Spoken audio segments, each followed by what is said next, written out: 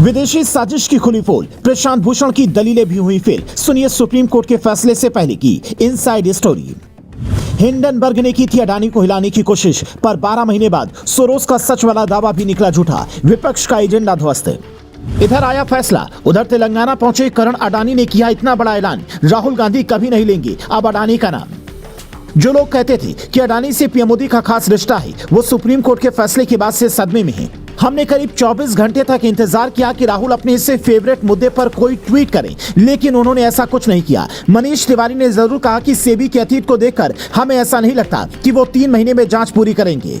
याचिकाकर्ताओं ने मोदी सरकार के सबसे बड़े विरोधी वकील प्रशांत भूषण को अडानी के खिलाफ खड़ा किया था, लेकिन 3 जजों की बेंच ने साफ साफ अपने आदेश में कह दिया सेबी की ओर से की जा रही अडानी मामले की जांच पर शक का कोई आधार नहीं है, इसलिए यह मामला एसआईटी को ट्रांसफर करने की मांग खारिज की जाती है। सेबी ने 24 में से 22 मामलों में अपनी जांच पूरी कर ली है। बाकी के 2 मामलों की जांच के लिए उसे 2 महीने का समय दिया गया है। इसके साथ ही सेबी यह भी बताया कि शॉर्ट सेलिंग पर हिंडनबर्ग की रिपोर्ट में क्या कानून का कोई उल्लंघन हुआ है, अगर हाँ तो फिर कार्रवाई करें। जिसके बाद सवाल उठ रहे हैं कि क्या हिंडनबर्ग की रिपोर्ट तैयार करने वालों को अब हिंदुस्तान बुलाया जाएगा। जॉर्ज सोरेस ने जो साजिश रची है, क्या उसकी सजा उन्हें मिलेगी? अब तक ऐसा हुआ नहीं है, पर इतना जरूर है कि सुप्रीम कोर्ट के इस फैसले ने विपक्षियों की बोलती बंद कर दी है, और यह तस्वीर उसकी सबसे बड़ी बानगी है। तेलंगाना के नए मुख्यमंत्री रेवंत रेड्डी, जो राहुल गांधी के बेहद करीबी बताए जाते हैं, इस तस्वीर में करण अडानी के साथ खड़े हैं। इस मुलाकात में करण अडानी ने तेलंगाना में डाटा सेंटर और एरोस्पेस पार्क खोलने का फैसला किया है,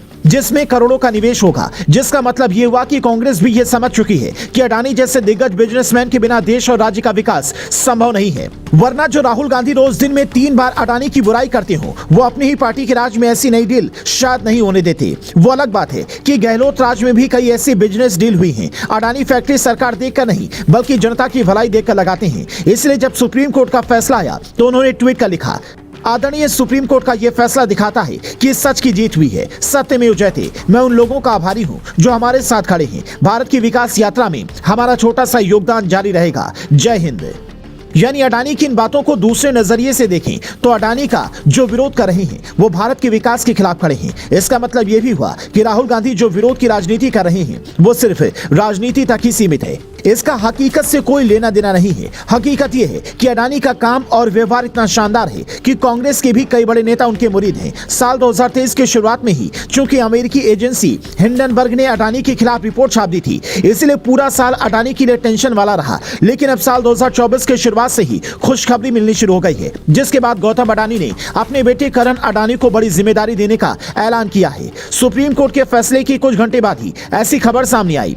Adani ports and special economic zone limited ने अपनी बोर्ड में बड़ा बदलाव किया है। अब करण अडानी को एमडी और अश्विनी गुप्ता को सीईओ नियुक्त किया गया है, जबकि गौतम अडानी कार्यकारी अध्यक्ष होंगे। इस खबर के सामने आने के बाद एक बात यह भी साफ हो गई कि अडानी ग्रुप के कारोबार की जिम्मेदारी धीरे धीरे गौतम अडानी अपने बेटे करण अडानी के कंधे पर डाल रहे हैं। वैसे भी नेता का बेटा जब बिना किसी योग्यता के नेता बन सकता है, तो बिजनेसमैन के बच्चे विदेशों से डिग्री हासिल कर बड़ा पद हासिल कर ही सकते हैं, और वो भी तब जब देश के बड़े और नए युवा बिजनेसमैन की जरूरत हो।